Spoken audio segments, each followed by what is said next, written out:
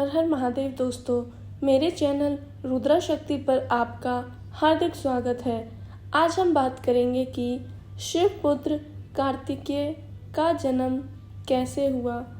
कार्तिकेय एक बहुत लोकप्रिय हिंदू देव हैं जो शिव और पार्वती के पुत्र हैं।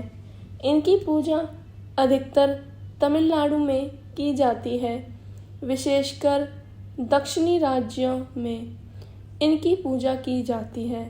इसके अलावा विश्व में जहाँ कहीं भी तमिल के लोग निवास करते हैं, जैसे श्रीलंका, मलेशिया, सिंगापुर में भी इनकी पूजा की जाती है। इनके 6 सबसे प्रसिद्ध मंदिर तमिलनाडु में स्थित है। तमिल इन्हें तमिल कडुल यानी तमिलों के देवता कहकर बुलाते हैं। यह भारत के तमिलनाडु के रक्षक भी हैं। ये महादेव और माता पार्वती के सबसे बड़े पुत्र भी हैं। तो दोस्तों, आइए जानते हैं। ताड़कासुर नामक असुर बहुत शक्तिशाली हो चुका था, जिसे महादेव से वरदान था कि केवल महादेव का पुत्र ही उसे मार सकता है। सभी देवता मिलकर भगवान नारायण के पास जाते हैं और मदद की गुहार लगाते हैं। तब भगवान नारायण देवताओं से कहते हैं कि वह भगवान महादेव के पास जाए और उनसे कहे कि वह अपनी पुत्र की उत्पत्ति के लिए सोचे। उधर कैलाश पर माता पार्वती महादेव को दुखी होकर बताती है कि कामदेव की पत्नी रति ने उन्हें श्राप दिया है कि वह कभी मां नहीं बन सकती।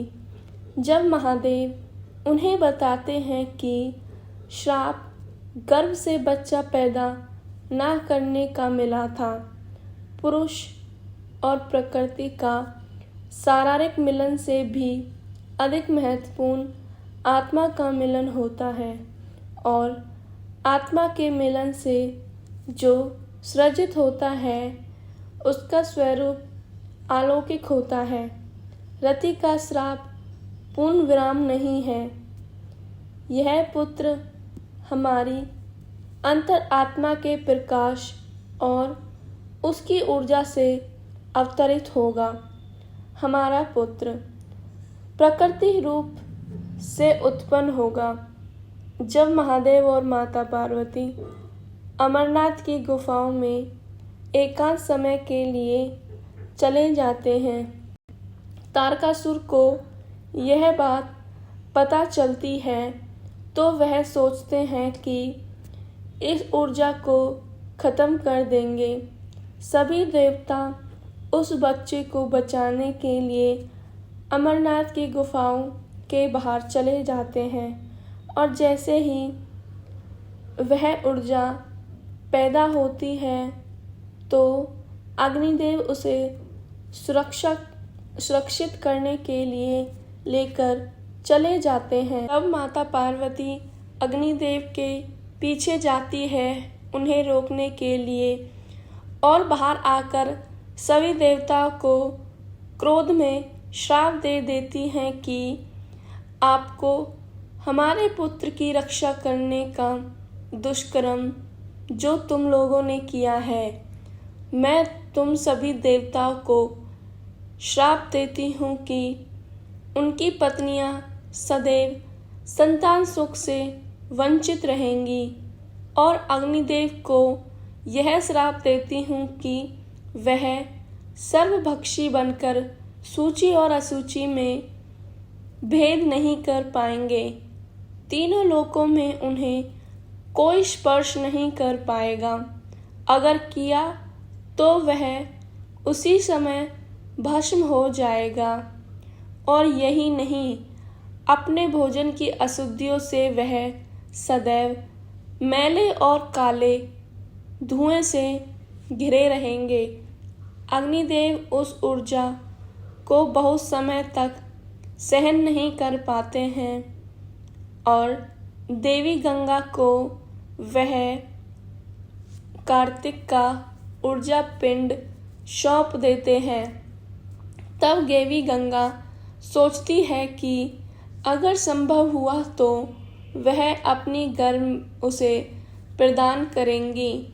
तब माता पार्वती गंगा के बारे में कहती है कि वह मेरे पुत्र को अपना पुत्र कैसे कह सकती है और गंगा को श्राप दे देती है कि आप में मृत शरीर बहेंगे और सदैव समस्त संसार की अशुद्धियाँ और पापों को धो धोकर सदैव मैली रहेंगी।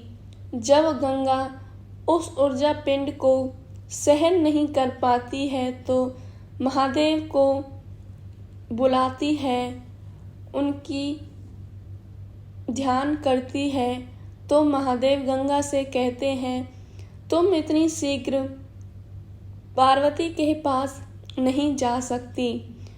पार्वती के अलावा केवल पृथ्वी ही हर तरह की ऊर्जा को सहन कर सकती है। तुम्हें अति शीघ्र इस पिंड को लेकर उद्यांचल पर्वत की घाटी में जाना चाहिए। जब गंगा उस पिंड को घाटी में गिराती है तो वह पत्थर से टकराकर 6 टुकड़ों में विभाजित हो जाते हैं। तब यह बात माता पार्वती को पता चलती है कि पिंड टूट चुका है तो वह क्रोध में आकर पृथ्वी को श्राप देती है कि पृथ्वी मेरे पिंड की रक्षा नहीं कर पाई। तो वह गुस्से में आकर कहती है कि पृथ्वी किसी एक की पत्नी नहीं बन पाएंगी। अनेकों भूपति उनके जीवन में आएंगे और मर जाएंगे। बार बार उन्हें विधवा होने का दुख सहन करना पड़ेगा। तब सभी देवताएं आकर महादेव और माता पार्वती को बताते हैं कि विभाजित होने के बाद भी उनको 6 पुत्रों की प्राप्ति हुई है। वहाँ वह 6 पुत्रों को कृतिकाएं देखती हैं और उन्हें लेकर कृतिका लोक चली जाती हैं। जब महादेव और माता पार्वती वहाँ जाते हैं तो कृतिकाएं उन पुत्रों को वापस देने से इनकार कर देती हैं।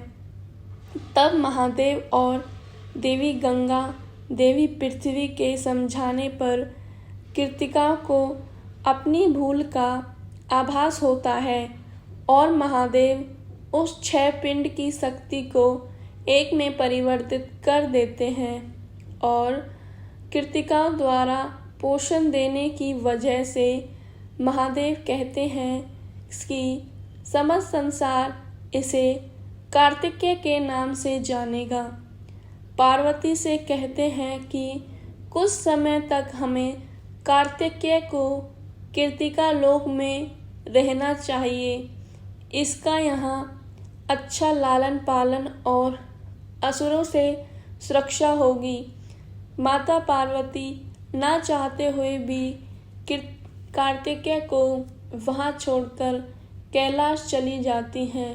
महादेव और माता पार्वती 4 से 5 वर्ष पश्चात उसे कैलाश लाते हैं।